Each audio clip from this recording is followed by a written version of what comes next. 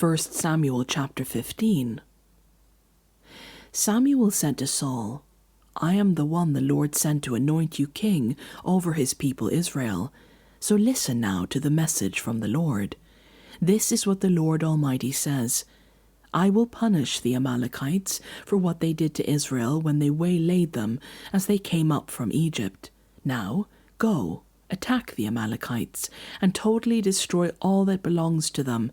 Do not spare them. Put to death men and women, children and infants, cattle and sheep, camels and donkeys. So Saul summoned the men and mustered them at Telaim, 200,000 foot soldiers and 10,000 from Judah. Saul went to the city of Amalek and set an ambush in the ravine. Then he said to the Kenites, Go away, leave the Amalekites, so I do not destroy you along with them. For you showed kindness to all the Israelites when they came up out of Egypt. So the Kenites moved away from the Amalekites. Then Saul attacked the Amalekites all the way from Havilah to Shur, near the eastern border of Egypt. He took Agag, king of the Amalekites, alive, and all his people he totally destroyed with the sword.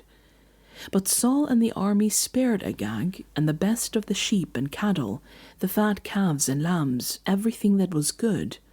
These they were unwilling to destroy completely, but everything that was despised and weak they totally destroyed. Then the word of the Lord came to Samuel. I regret that I have made Saul king, because he has turned away from me and has not carried out my instructions. Samuel was angry, and he cried out to the Lord all that night. Early in the morning, Samuel got up and went to meet Saul. But he was told, Saul has gone to Carmel. There he has set up a monument in his own honor, and has turned and gone on down to Gilgal. When Samuel reached him, Saul said, The Lord bless you. I have carried out the Lord's instructions. But Samuel said, What then is this bleating of sheep in my ears? What is this lowing of cattle that I hear? Saul answered, The soldiers brought them from the Amalekites. They spared the best of the sheep and cattle to sacrifice to the Lord your God, but we totally destroyed the rest. Enough, Samuel said to Saul. Let me tell you what the Lord said to me last night.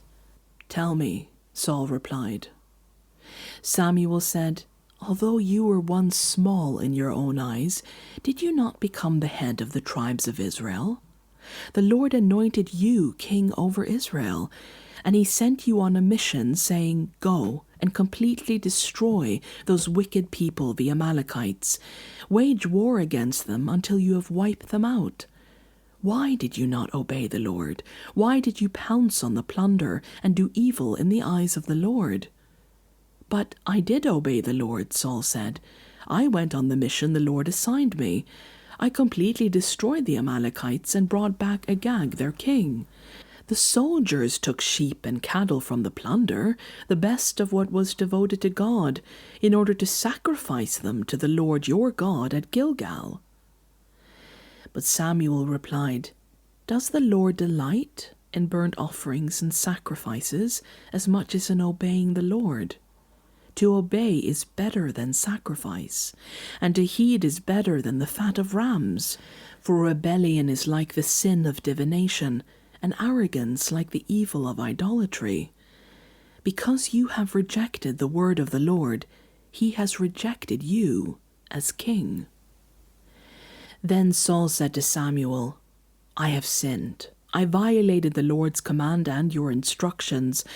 I was afraid of the men, and so I gave in to them. Now I beg you, forgive my sin and come back with me, so that I may worship the Lord. But Samuel said to him, I will not go back with you. You have rejected the word of the Lord, and the Lord has rejected you as the king over Israel. As Samuel turned to leave, Saul caught hold of the hem of his robe, and it tore. Samuel said to him, The Lord has torn the kingdom of Israel from you today, and has given it to one of your neighbors, to one better than you. He who is the glory of Israel does not lie or change his mind, for he is not a human being that he should change his mind." Saul replied, "I have sinned, but please honor me before the elders of my people and before Israel. Come back with me, so that I may worship the Lord your God." So Samuel went back with Saul, and Saul worshipped the Lord. Then Samuel said, "Bring me Agag, king of the Amalekites."